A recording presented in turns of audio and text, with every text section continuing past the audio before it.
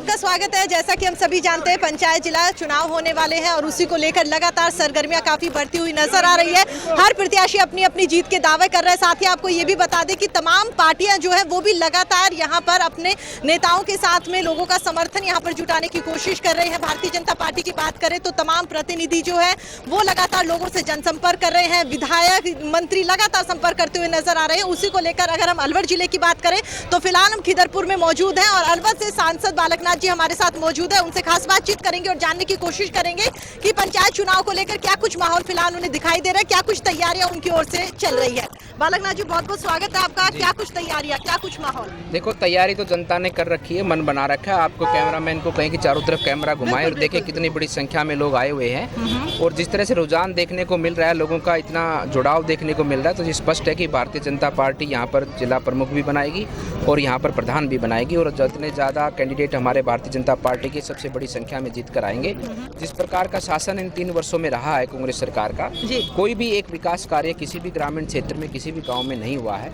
3 साल सरकार को हो चुके हैं। आगे आने वाला समय मानता हूं कि मैं 2 साल तो हैं, लेकिन आचार संहिता भी लगेगी, चुनाव भी कैसे चरणवार धीरे धीरे करवा रहे हैं, तो पूरा ये 3 साल भी आचार संहिता में निकल गए और आने वाले 2 वर्ष भी आचार संहिता में निकलेंगे।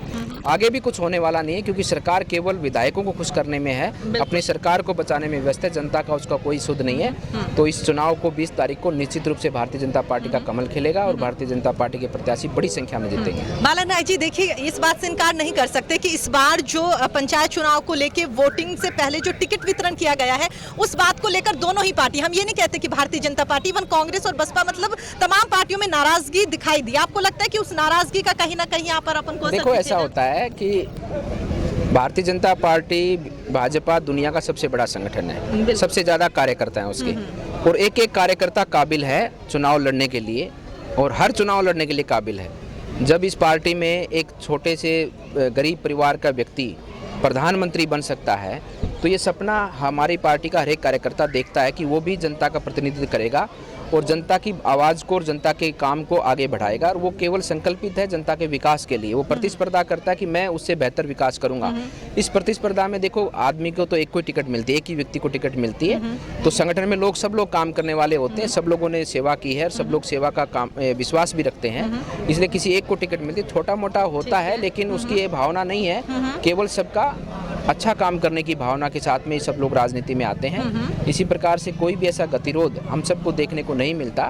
आप पब्लिक में रहते हो तो लोग जो चुनाव लड़ रहे हैं वही इस बात को बोलते हैं, अदरवाइज पार्टी में किसी प्रकार का कोई गतिरोध नहीं है। पार्टी एकजुटता के साथ में काम कर रही है। निर्दलियों की अगर हम बात करें, निर्दलियों की भूमिका आप कैसे देखते हैं? क्योंकि कहीं ना कहीं कह सकते हैं कि निर्दलियों का पलड़ा काफी भारी नजर आ रहा है। हालांकि रिजल्ट नहीं आया, सिर्फ चुनाव प्रचार अभियान से अंदाजा लगाया जा रहा है, तो उन्हें आप कैसे देखते हैं? समीकरण बिगाड़ सकते हैं? निर्दलियों का कुछ भी नहीं है।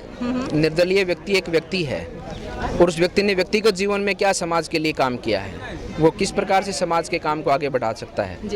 ये पार्टी संगठन है। पार्टी संगठन की एक विचारधारा है, एक उसका एम है, उसका एक लक्ष्य है और एक मैनिफेस्टो है जो जनता के बीच में रखता है।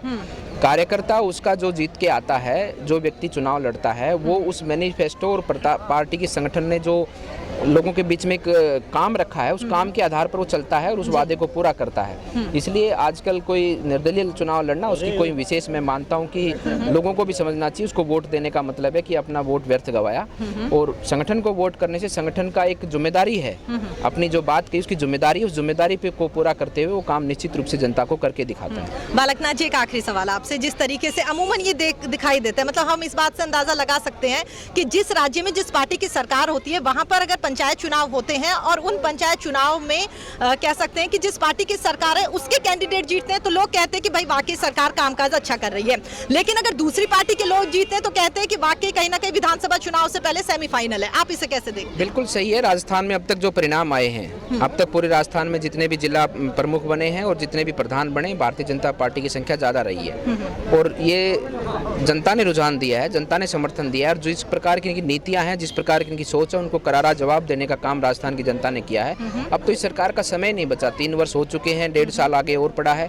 1.5 साल में ये क्या कर देंगे? कौन सा यहाँ पर पहाड़ खोद देंगे या कौन सा यहाँ पर इतना बड़ा निर्माण कर देंगे? कुछ नहीं करने वाले, कोई पैसा नहीं इनके पास में, केवल ये 1.5 वर्ष अपनी सरकार को चलाने में, विधायकों को खुश करने में व्यस्त हैं, और वर्तमान में भी आगे भी यही रहेंगे।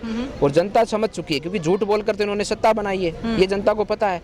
तो इनकर कोई भी विश्वास जनता में, कोई भी लोग, कोई भी हमारे वोटर राजस्थान का नहीं कर रहा है, और भारतीय जनता पार्टी का ही कैंडिडेट को वो जिताएगा। यहाँ का माहौल आपको कैसा लगा खिदरपुर का? लग रहा है ना, आप खुद मैं तो, मेरी पार्टी जीतेगी, निश्चित रूप से जीतेगी, लेकिन आप स्वयं भी देख सकते हैं, आपके कैमरामैन भी चारों तरफ कैमरा घुमा के देख सकते हैं, लोगों से भी पूछ सकते हैं, निश्चित रूप से पार्टी जीतेगी। जी चलिए, हमसे बातचीत करने के लिए बहुत बहुत धन्यवाद। तो आपने देखा किस तरीके से सांसद जी ने जो बातचीत करी, उन्होंने कहा कि वाकई ही उन्हें पूरा भरोसा है कि आगामी पंचायत चुनाव जो है इसमें वो जीतेंगे, और साथ ही उन्होंने कहा कि जिस तरीके से लगातार कांग्रेस की ओर से जो कामकाज नहीं किए गए, ये भी एक बड़ी वजह वो मानते हुए दिखाई दे रहे हैं।